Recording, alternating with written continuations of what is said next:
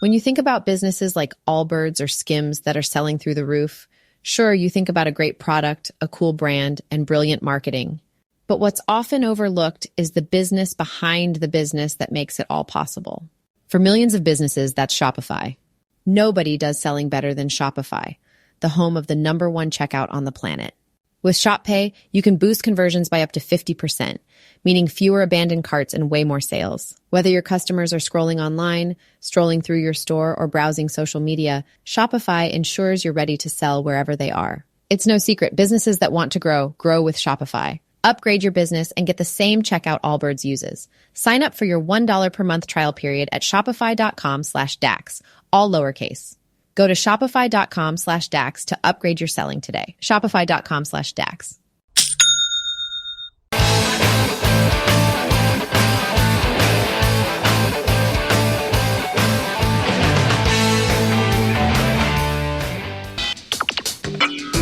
You are about to listen to the Dr. Daliah Show. Sassy, stimulating medical talk radio.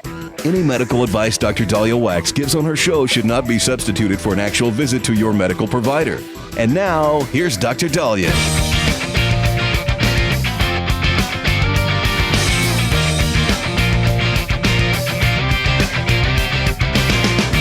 All right. We are back on the Dr. Daliah Show. Thank you all for tuning in. 1-877-Dr. Dali, 1-877-DOC-DALI. So I'm sure many of you have seen, amidst all the St. Patrick's Day memes and a lot, I saw a funny meme today where a federal judge has ordered that the NASA astronauts be brought back to the ISS station, even though that's a joke. It's a pun on federal judges stopping everything, trying to block everything Trump does.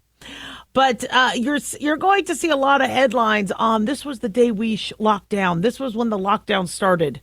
And depending on what state or jurisdiction you lived in, the COVID lockdowns happened for many around this time on this week about 5 years ago. And many people are kind of looking back at a very, very dark day in history. The darkness for me started end of November of 2019 because I was seeing a lot of patients and boy, were they sick. And then I was on vacation with my family and work kept asking me, look, we kept saying we have patients. And there were hundreds of patients in the queue waiting to be seen. And I remember working all day long. I was on vacation with the family, but I'm like, people are sick. And this was in December. And these were individuals with respiratory illnesses. They tested negative for flu at the doctor's office. So they didn't really get any flu medicine, but they were still sick. And I'm like, what is this? And so we didn't really in America grasp what was going on until January of 2020. Even though I believe it was in America in 2019, a lot of scientists do as well. And I believe it was leaked from a lab, the Wuhan lab. And for it to hit America by November of 2019, the leak probably had to happen the end of the summer at the latest. And so that's where we come up with. And then it was interesting because Trump had said that, their intel said there was a leak in August of 2019. So, and then all the, it's misinformation and you guys don't know what you're talking about. But, going back and looking back at how the lockdown happened, I told you guys, we owned a hair salon. And when we were seeing what was going on and how people were worried, and then the schools locked down, we told our staff, we're like, look, if you need to be home with the kids because your kids can't be in school, we'll close down temporarily for a couple of weeks. We'll do whatever we have to. And so most businesses were going to, on their own, make adjustments. If the kids weren't in school and parents had to be with their kids or take care of sick family members, I think most of us businesses would have handled. I know everybody said, employers are mean. We would have needed to unionize. No, because I think a lot of the employers were understanding what was going on. And for us, we were like, look, if we don't know what's going on, we'll close down temporarily. Well, then our Governor Sisolak, locked us down, as did multiple other governors across the United States. And so we were expecting, all right, we're going to regroup. Let's figure out what's going on. Let's give the hospitals some time to regroup, because I believe we were poorly understaffed, and our hospital infrastructure for a state of close to 4 million should have more than 6,200 hospital beds. And once we saw how unprepared, and I think also what added to the unpreparation was our hospitals are always overwhelmed flu season. And I think this was beyond top of flu and other issues. This was just too much. They didn't have enough ventilators. They didn't have enough staff. The staff was getting sick, and it was a mess. And people were dying. I know everyone's like, oh, nobody died from COVID. They did. Where I had a problem were the numbers. And then they were trying to say millions are dying. And we doctors are like, okay, what, let's see the numbers. Okay, we need to understand exactly what we're dealing with here. And then you saw it was leaked where I believe it was the CDC who said, look, if somebody dies, if part of their diagnosis included a positive COVID test, you could say COVID was the cause of death. Now, I would have opened up a separate Excel, column saying, look, this person died, heart disease, lung disease, stroke, also had COVID. Could have been related, could have not. I wouldn't have just lumped them all in. Data was needed. Data was very necessary, and accurate data. But a lot of the numbers were lumped. So people who would die of flu or pneumonia or heart disease in the winter, like happens often, many of them were counted as COVID deaths. Did COVID contribute to the heart attack? It could have. So you could have had a different column, a separate column saying possible COVID contributed deaths. But instead, it was, these are COVID deaths. And then you saw these, I think there was some dead deer, and somebody put a sign saying died by COVID, and you could see they were run over. And police had to say, will you please not go to dead animals, and put signs saying they were killed by COVID. And so then the world or especially our country, started to doubt public health officials. And the data they were giving us. I'm telling you as a doctor, yes, people were dying. It was serious. We saw the x-rays, we saw the films, we saw the lungs, but, were the numbers accurate or not? And so the lockdowns kept going on and kept going on. And we're like, okay, well, let's start to get, back into normalcy. If you don't, nobody's going to want to come back. And then they're going to also say, well, I don't want flu, or I don't want strep, or I don't want, measles, now that measles is back. But, measles was back at the time. But still, or I don't want impetigo, or I don't want ringworm. And all of a sudden, we grew a population who didn't want to go back to work, which we predicted early on, didn't want to go back to school, didn't want to teach, didn't want to go back to their federal job. And here we are 5 years later, still struggling to get people to get out of that COVID mode. So was it a dark day in history? Yes, it was, for all those reasons. 1-877 Doc Daliah.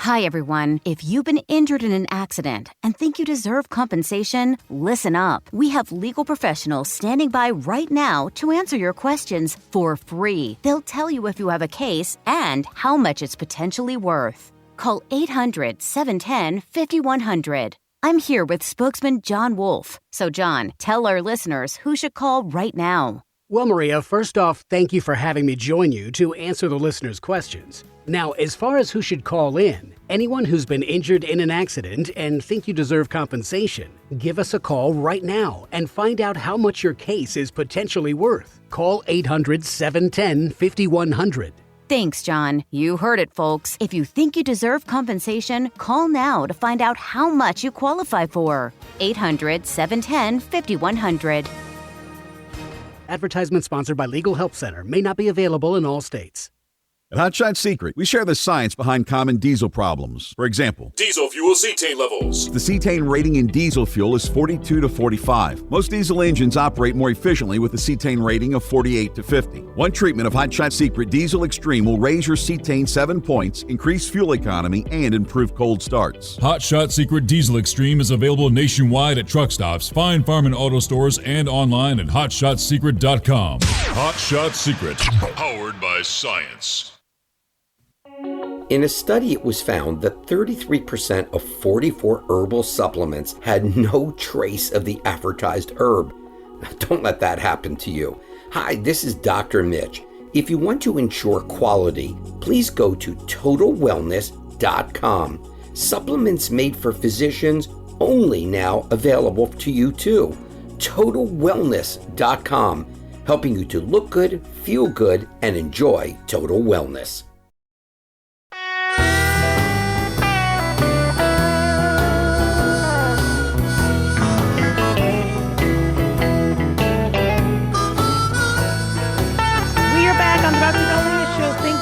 For tuning in, 1-877 Dali, 1-877-DOCDALI. Big thanks to Talk Media Network for making the show happen. Big thanks to Daniel, our producer, and big thanks to y'all for tuning in. We really do appreciate it. Don't forget to follow us on Twitter or X at Dr. Daliah, Facebook, The Dr. Daliah Show, and on YouTube. Click like and subscribe. So one of my family members had to go to the hospital yesterday. She's okay. And she had kind of a acute abdominal pain, and I was concerned that she was going to need a surgeon, and she was going to need surgery. They decided not to do surgery last night, but they decided to refer her, and she was concerned about them being in network. And I said, well, usually if you're going to the hospital, they're going to refer you to surgeons or specialists who are in network. And she said no, because Dallas has the law, the No Surprises Act, where if you go to the ER, you are then generally getting in-network. So let's say you have an insurance that the Dallas hospital doesn't take. They have to pay in-network rates, which is a fantastic law. It's part of the No Surprises Act. However, one caveat then to that is if you do go to the ER, you do go to a hospital, and you do get referred to a specialist or to somebody you need to see, don't just assume they're in network. And so I love the fact that hospitals are now being more open and saying, sorry, you came here, it was an emergency, and now you're going to get stuck with a big bill just because we don't take your insurance. I'm glad that bill is in place. But one of the issues that people are having is now they get referred out. Do those bills get covered out of network, in network? Personally, I think all insurance should be the same. I don't like this in network, out of network stuff, but unfortunately, that's where we are. So it looks like we do have our guest. So I'm really excited about this. Flavia Lizo, Chief Executive Officer of Jackson Health Foundation, is talking to us today about the second annual One Day for Jackson campaign to help raise funds for the Jackson Health System. Flavia, thank you so much for joining us. Thank you. Thank you for having me. Jackson Health System has such an amazing name. The work you guys do in Florida alone, we're so grateful. Talk to us about what the campaign is. Sure. The campaign is a fundraising campaign and an awareness campaign tied this year to April 3rd, in which 100% of the funds raised will go towards supporting the most advanced treatments, innovative technologies, and cutting-edge facilities to help Jackson give patients their lives back. Oh, that's amazing. And your health foundation, it's been around for a while. Talk to us about that. Yeah, well, the healthcare system has been around for over 100 years, and the foundation has been around for close to 25 years. And in our mission, we raise funds and serve as the philanthropic arm of the healthcare system, which is one of the largest public healthcare systems in the country. It is. And, I love that you're raising awareness because, being a private practice physician myself, the percentage of individuals who are underserved and who don't have funds and are relying on their insurance, whether it's in network, out of network, et cetera, it was a huge percentage. I would say the majority of my patients were struggling. What percentage are you noticing with your healthcare system where individuals need this assistance? Well, because we're a public health care system, we do take care of everyone in this community, and in South Florida, Miami-Dade County specifically, regardless of their ability to pay. So it's a huge part of what we do. I'd probably say it makes up about 20 to 30% of the patients that we serve at the healthcare system. But being able to also provide services to people from outside the area because of the high level of care that we provide here is equally as important to us. So we get patients that are brought into us not only from other parts of the state, but other parts of Latin America and the Caribbean. If you go on a cruise and you have some kind of serious illness and you're at this port down here, you get brought to Jackson. So it is really a healthcare system that takes care of everyone. One Day for Jackson has a lot of events planned, right? And leading up to April 3rd, talk to us about some of those. We have a lot of activities that are planned here locally, whether it be, attending a fitness class or eating at a restaurant or catching a baseball game, basketball game, or even a concert. But if you're outside the area, you can also support us by donating and by helping us spread awareness. And the best thing you could do is visit our website to get all of that information at onedayforjackson.org. It really takes a village. I can't tell you how often our local health systems, wherever we live, they get state funding, federal funding, but it's the community leaders and the community members that help donate really keep these health systems alive and thriving. And so, I'm grateful for everybody who donates, and I'm grateful for the work that you guys are doing. Anything else you'd like to share with our listeners? No, just agree with what you just said. It's so vital to get philanthropic support from the community and leaders. The public revenues help us keep our doors open, but it really is the world-class care is provided with that additional support that folks give us. Well, that's fantastic. Flavia Lizo, we are so appreciative of all you do. One more time, give us the website. onedayforjackson.org, or they can also text the word Jackson to 41444. All right. Well, thank you for all the great work you're doing. You're a godsend and can't wait to have you back. Thank you so much. 1-877-DOC-DALI, 1-877-DOC-DALI. So the epidemic we have right now in terms of our healthcare system is the underinsured. And you may have insurance like I do, but the deductible is so high that you're hesitating on going in. I know I have. There's a few things I need to get done, maybe get checked out, maybe get biopsied, like little skin lesions. And even I will hesitate. I'm honest with you guys. I don't sit here and say, well, go and do this, go and do this. I'm going to tell you to do what you need to do, but I'll be honest about having the same hesitation and concerns. My deductible is so ridiculously high. And it makes us not want to go and get our regular health screenings, even though technically our physicals are supposed to be covered under Obamacare and the Affordable Care Act.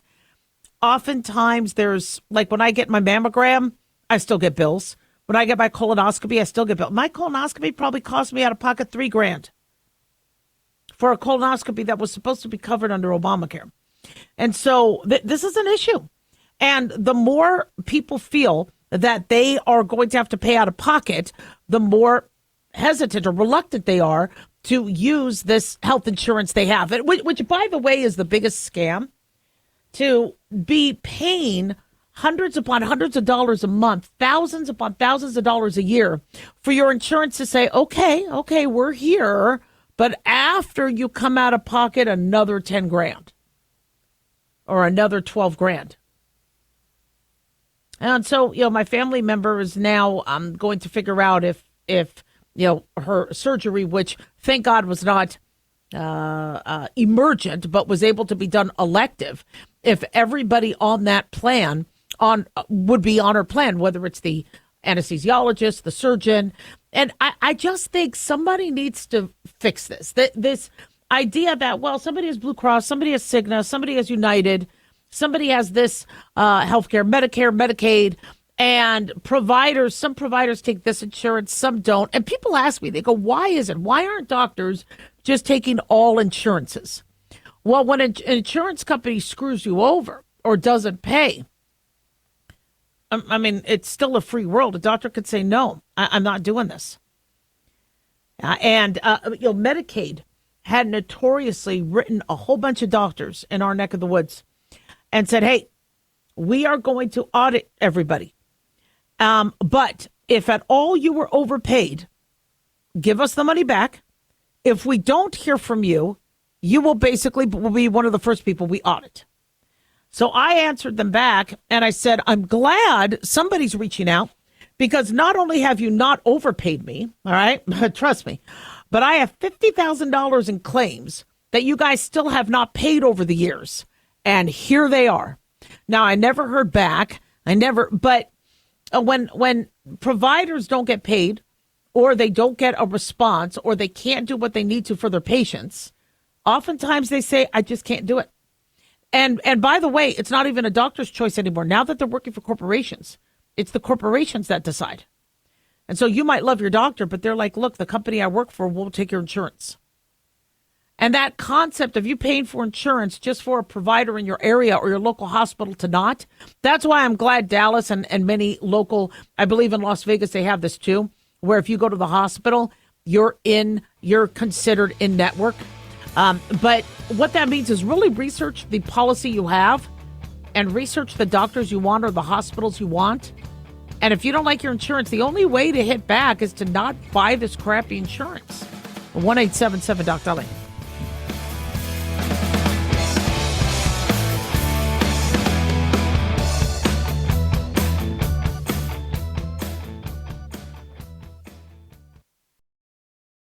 Dr. Daliah here. Are you tired, burned out, gaining weight, succumbing to the daily pressures of life? Well, how's your dopamine doing? How you feel right now, how you'll feel an hour from now, and how you'll feel next week is completely reliant on your dopamine.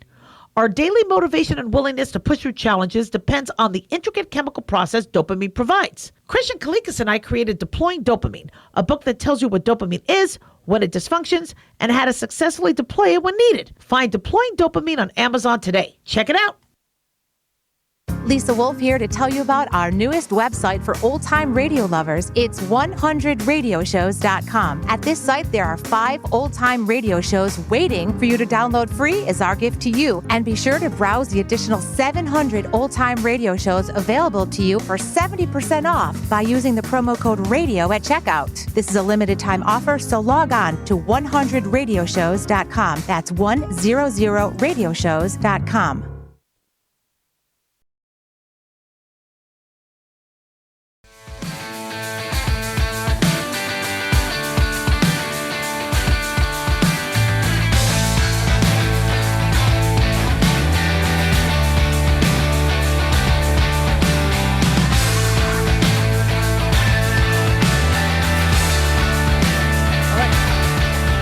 Back on the Dr. Daliah Show. Thank you all for tuning in. 1-877-DOC-DALI, 1-877-DOC-DALI. So I am so happy that the NASA astronauts are going to be coming back. I'm seeing that they were stranded on the International Space Station for months when they should have come back. This is a huge win. Once I'm kind of cautiously optimistic. I want them to land. I guess they're supposed to return by, I believe, 7 p.m. Eastern time or 4 p.m. Pacific time. So from what we understand, they are finally on their way back to Earth. Suni Williams and Butch Wilmore. It has been a long stay for them, even though some individuals are on, I think this next Crew 10, is going to be doing work for 6 months. The 2 astronauts that were stranded were only supposed to be there for, I think, 6 or 10 days. It was supposed to be a very short, I guess, duty. So they did say goodbye. They have departed. The capsule undocked shortly after 1 a.m. Eastern, is aiming for a splashdown off the Florida coast. Oh, now it's up a little bit. They believe it's going to be 6 p.m. Eastern, weather permitting. So this is going to be fantastic. I don't know how this could have happened. You don't send people out there without making sure that your Boeing Starliner or whatever your capsule is can take them back. To me, it's common sense, but we have seen time and time again things half-assed recently. We have a huge half-assed epidemic. All these epidemics, sorry, that word is going to be used by me a lot more, because if we're going to say there's a COVID pandemic, or we're going to say there's an epidemic of measles, there's also epidemics of other things. And I'm going to be honest about it. Right now, we have an epidemic of things being half-assed and people not, or companies not doing what they're supposed to ensure that mistakes don't happen. It's almost like, which to me is something I've been seeing, where we're just making it to the next step and we're not thinking 3 steps ahead. Take one step at a time. Now, this taking one step at a time advice is very good advice when you have something completely insurmountable or a problem that you're just, wow, or, oh man, I'm about to go through a divorce, and let's just take it one step at a time. Okay, let's take a deep breath. Now let's get your ducks in a row. Taking things one step at, same thing with a health issue. Oh my God, I have diabetes, I have high cholesterol, I went to the doctor for the first time in 10 years. Oh my God, let's just take one step at a time. Let's take a look. Let's take a look at your diet.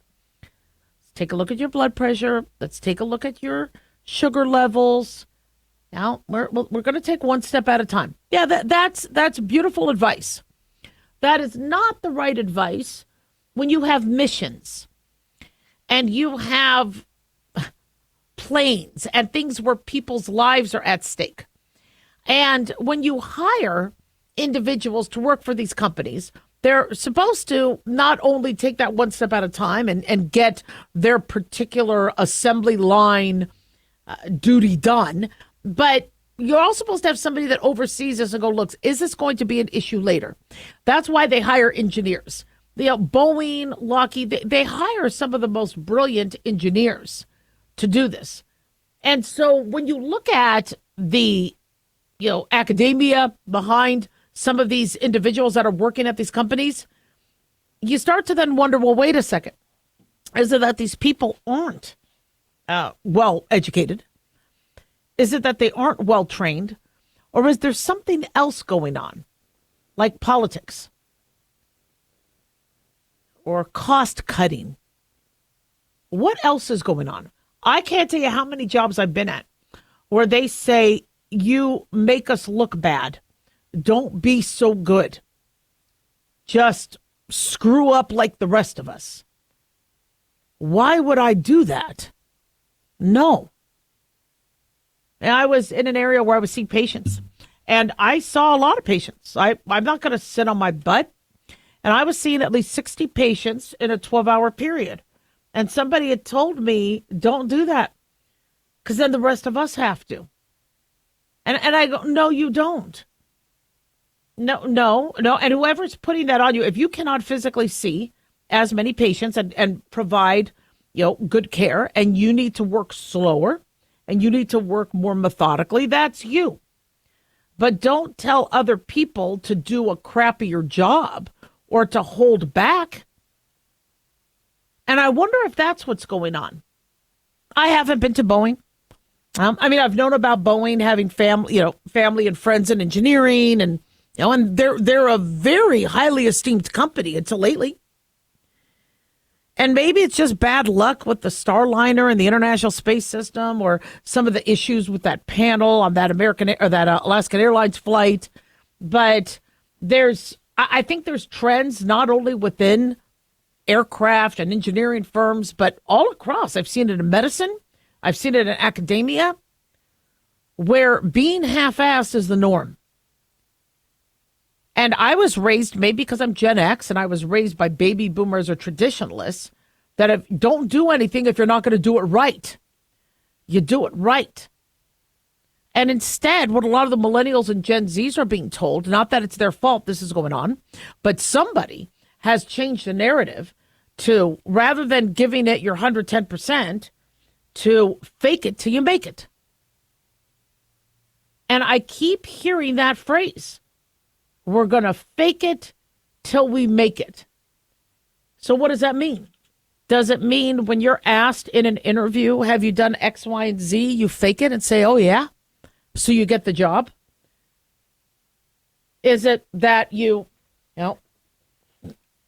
surgeon says, all right, student, come with me. You're going to help me operate. Have you ever scrubbed in an appendectomy or a laparoscopy or a hysterectomy? Yes. And then you go in. Is that what people are doing? Now, I get it. You need to be assertive. You're not going to be able to help or get things done unless you've done things. And I understand you might not be able to learn until you plunge yourself. And we hear all these success stories where somebody had to lie and get themselves. Wasn't it the Nathan's hot dog guy that basically had to steal the idea from a restaurant he was working at so that he then was able to make Nathan's hot dogs, which is still famous today? And so, but I just don't think that the idea of faking it till you make it is applicable as it pertains to medicine, as it pertains to any of these. And so if people are doing that one step at a time, faking it till they're making it, and they're not understanding that you need to be always 3 steps ahead or 5 steps ahead, or look at what the big picture is, there's problems. When I was seeing students be taught the wrong thing, and I started to say, look, okay, we need to teach them correctly. You're kind of telling them, you're calling assessments differentials and vice versa when you're not supposed to. If somebody's having chest pain, call it chest pain. Don't say, it's pneumonia. You have to diagnose them first, because it might not be pneumonia. It could be heart disease. Now, I learned that very definitively in medical school when somebody had a gallbladder attack, and I called it a gallbladder attack, and I got chewed out saying, no, it's right upper quadrant pain. You call a right upper quadrant pain, rule out a cholecystitis, cholelocothiasis in terms of gallstones getting stuck and passing, or a gallbladder cholecystitis, which is inflamed, ascending cholangitis, hepatitis. And that you do that so then you open your mind and you don't misdiagnose them before you do the testing. Now, I was right. It was a gallbladder attack, but I love the way they taught me how to think. And so that's the way medical students are supposed to be taught. Yet when I was trying to teach them, no. And I'm like, but then they're going to the hospital later, be making mistakes. So like, don't worry about that. Just worry about what they need to know today. Well, they need to know things so they don't screw up months from now. Anyway, that's something I've identified that we need to fix. 1-877-DOC-BELLY.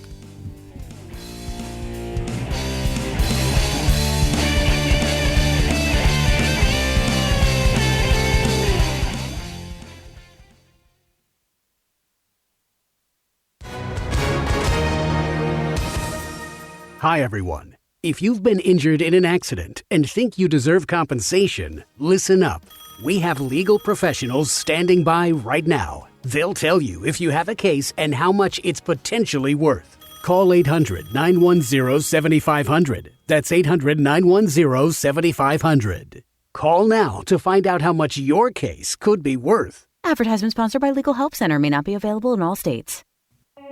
In a study, it was found that 33% of 44 herbal supplements had no trace of the advertised herb. Don't let that happen to you. Hi, this is Dr. Mitch. If you want to ensure quality, please go to totalwellness.com. Supplements made for physicians only now available to you too. totalwellness.com, helping you to look good, feel good, and enjoy total wellness. Self-reliance. It's not a phrase we hear much in our culture these days. It might conjure up images of pioneers, the West, rifles, strapping men, and strong women. But what does it mean for us in today's world? The New American Magazine has just released its latest collector's edition, Self-Reliance, Foundation of Freedom. In it, the New American authors outline the necessity of self-reliance for a free people, tips for self-reliant living, and the importance of not giving up hope.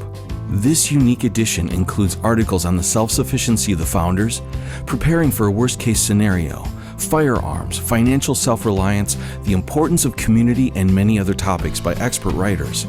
Now, for a limited time, the New American is offering a bundle of 3 collector's editions: Self-Reliance, The Great Reset, and Trump World for just $19.95. Available at shopjbs.org. Visit shopjbs.org today.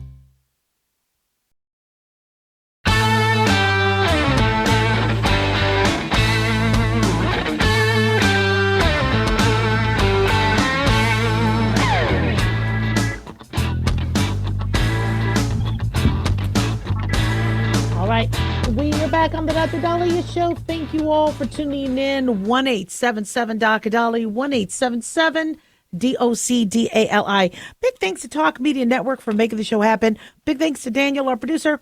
And big thanks to you all for tuning in. We really do appreciate it. Don't forget to follow us on Twitter at Dr. Daliah, Facebook, The Dr. Daliah Show, and on YouTube. Please click like and subscribe. We're definitely adding more videos each day. We're trying to get it every day. So we keep going back and forth with our immigrants or gotaways, or did the porous border over the last 4 years introduce infectious disease? And doctors and public officials are going back and forth as to why we now have this measles outbreak. Well, if you remember, there was a Chicago shelter where I believe there was a bunch of Venezuelan migrants that the CDC had reported last year, where the measles outbreak happened because many of the migrants were unvaccinated, and there was an outbreak in the shelter a few years prior. I believe there was a shelter in either California or Arizona that also had a measles outbreak. Might have also been one in Texas.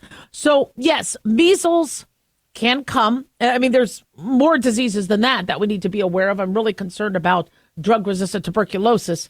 But absolutely, when you have individuals who are not vaccinated, when you have individuals who have not been able to have health care because they have been trekking across miles and miles of country to get to America, and then not going through, a medical exam at the border if they snuck across, it definitely is a hotbed and can brew, especially if then they're confined in a shelter, of there being infectious disease, meningitis, tuberculosis, hepatitis. There was a foreign traveler, I believe an infant, that came back overseas that had measles. And so now people are starting to look at, what should we be doing at our airports? What should we be doing at the border? So Ellis Island used to be where we would process immigrants. And there's been a lot of papers written on the medical exams and how Ellis Island would do it. There would initially be a pretty, I don't want to say superficial, because when a doctor screens, it could be pretty in-depth, even though it might have been a shorter period of time. But they would evert the lid to look for trachoma, which is a bacterial eye infection that's very highly contagious, can cause blindness, and you could see scarring on the conjunctiva lining the lid. They would look for jaundice in the eyes. For those of you who watched 1923, you saw one of the stars, I forget her name, one of the actresses go through Ellis Island, and they hit her stomach. And you're like, why would they do that? That's cruel. They were looking for peritoneal. At the time they did this in Ellis Island, they were looking to see if you had peritonitis or you had inflammation within your abdominal wall cavity. That would happen if you had appendicitis, if you had liver disease, if you had cancer, pancreatitis. And so somebody could say, I'm good. Maybe they're on opium and get through the line. And then when they hit your abdomen, or and I know it looked abrupt, and it looked cruel, at the time, but they would do that to not, so you wouldn't brace yourself going, okay, I'm going to bear. It was a way for them to be able to see if you had some internal issue going on. And the reason why is Ellis Island, these medical examiners were required to ensure that you didn't have individuals that were coming that were going to be sick and get other individuals sick in America. That wasn't going to require medical care that, charities or churches were going to have to then be overwhelmed to do. Pregnant women who were not with their spouses, or unmarried pregnant women, many of them were not allowed to stay, because who's going to take care of them? Who's going to take care of the baby? So years ago, when you were an immigrant, you had to prove that you had a job, that you had a sponsor, you had family who was going to take care of you, so you wouldn't be, a burden on the country, etc. Well, things have changed. And we have become, established a system of welfare and established a system where we can help. It not only is being used for Americans, but it's also being used for non-Americans. But I keep being asked, what is now the medical exam? So back in Ellis Island times, there would be a very quick exam to see if overall you were healthy. Now, and then if at all there was something that needed a little bit more in depth, you would then have to go to have then the medical exam. I know in the 1923 show, they showed she had to be completely standing there naked. Usually you were only partially disrobed. They didn't necessarily do that. Maybe there were some people that they did. And who knows, maybe there were creeps. And maybe there were. I mean, I had an exam where the doctor made me do that. And this wasn't for immigration. I'm a citizen. But I had an exam where the doctor, completely examined parts that I didn't think they needed to. In fact, that happened twice. So, yes, I wouldn't be surprised if some of that BS happened. But back in Ellis Island times, they didn't necessarily have patient gowns, but they would partially disrobe you. They would examine you because they wanted to look for infectious disease, leprosy, things like that. And so if you did have to go for the secondary exam and secondary survey, that could last hours. But the primary survey was pretty quick. Now, eyes, nose, mouth, they would check you for mental illness. They wanted to ensure that you weren't coming with mental illness because that could unfortunately cause a burden to the state or country or city. And so they learned how to do a pretty rough survey. Nowadays, they don't drug screen. They might do a drug screen, but basically they ask you to do drugs. If you say no, they don't necessarily do blood. They might check for syphilis. They will do chest x-rays if they are concerned about tuberculosis. But I don't believe the millions of people that came across over the last few years all got chest x-rays for tuberculosis, all got syphilis tests, all got vaccinated for measles and vaccinated for COVID. No, in fact, when Americans were being mandated to get the vaccine and to show proof of vaccine, Congress people were asking, well, then what about the migrants? What are you doing here? Why? How come they don't have to? They could become. It really didn't make sense how we were doing things. So from what I understand, if you look up and try to get a simple explanation of what is the medical exam under the U.S. Department of Department of State, it's pretty broad. They want you to show vaccinations. Are they going to update every single vaccine? No, they might tell you need to go and get this done, but it's a little loose. And so when we do have in some of the shelters measles outbreaks, even though the child that died recently, from what we understand, was American and was from a family that didn't vaccinate, not all of these measles cases are unvaccinated Americans. Many, measles cases it's mixed, whether they're American, whether they're illegal immigrants, whether they're green card holders, whether they're vaccinated, whether they're unvaccinated. And measles is just one of the diseases that can cause harm, that can resurge as an outbreak. I'm really, really concerned about other things as well, like tuberculosis and cholera and hepatitis and other illnesses that we kind of take for granted. We don't vaccinate in America for tuberculosis because it's not endemic here and it's not very common. But I'm wondering if now, I can't tell you how many patients I've had who have said they've coughed up blood. And they go, yeah, this is a really bad flu. You're not supposed to cough up blood with flu. You're not really supposed to cough up blood with COVID. So if you're coughing up blood, it could be you're having a severe cough because some bronchitises might do that. But anytime there's blood, we want to rule out tuberculosis. We also want to rule out cancer. And so, they say that, there are medical exams. And I don't know if they're more thorough than the Ellis Island ones or if they're less thorough. But I don't see how our Customs and Border and our Border Patrol can do all the necessary testing that needs to be done to diminish the type of infectious diseases that could wreak havoc. And so, it's a conversation that we need to have, and we need to see what HHS decides. 1-877 Doc Daliah. Don't go away.